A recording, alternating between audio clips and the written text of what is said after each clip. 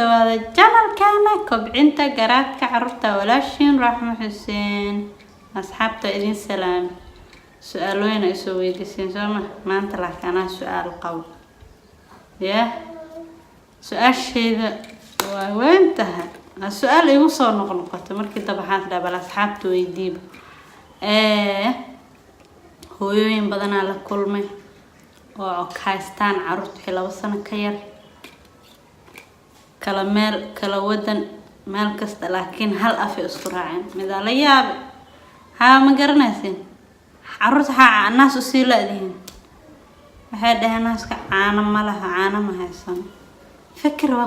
waa ka yaab sabab maxay ku dhici kartaa ma ogyihiin faa'iidada carruurta naaska u leeyahay intaan arkay inta ogeyn ma arkin kullu ogey naaska caaniis faa'iido badan laakiin caana ma laha tana weydiistana marka igu soo noqon sabab hooyooyinkeeni waan naas soo siiyeen khayr Allah siiyo waxa laga yaabaa waxa ana ka cunno ka yar inay cuni jireen talana ma hayso maxaa dhacay su'aashaas baan rabaa inaan idin weydiiyo kasoo jawaabo waa idin baryayaa waa garawa hooyo kasta naaska caanaha igu yar waxay yareeyay maxaa loo sii laayahay caano booraha maxaa carruurta loo daawadaa faa'iidada oo naaska carruurta iyo annaka oo noole wax la soo koobi kara maaha waa maasha Allah naaska labadeena annaka iyo carruurta laba hada ka soo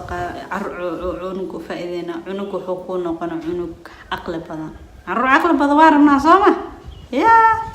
maxaa kale ku noqonayaa markay ilmaha yaryariin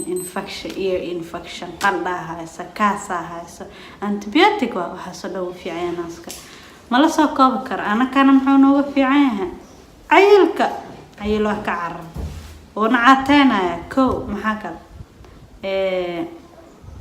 carruurta noo kala dheereynaya isku nuug way dhibanta anakana ku dhib qabayna carruurtana ku dhib qabayna noo kala dheereynaya marka laba faa'iido kiniin inta la qalaana saacadela kiniin inta la qala carruurta iska dheereeyay taas ka faa'iideysan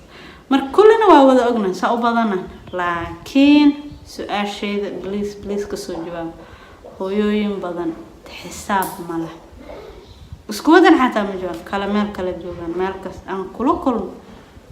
naaska cunuga naas caana mal aniga yaabka ma carruurta hadda joogto ma calooshooda carruurtii kala ka wan yihiin ma garanaa walaahi soo jawaabana idinka idin weydiin like share su'aasha ka soo jawaaba insha Allah assalaamu calaykum sida isbuuc daba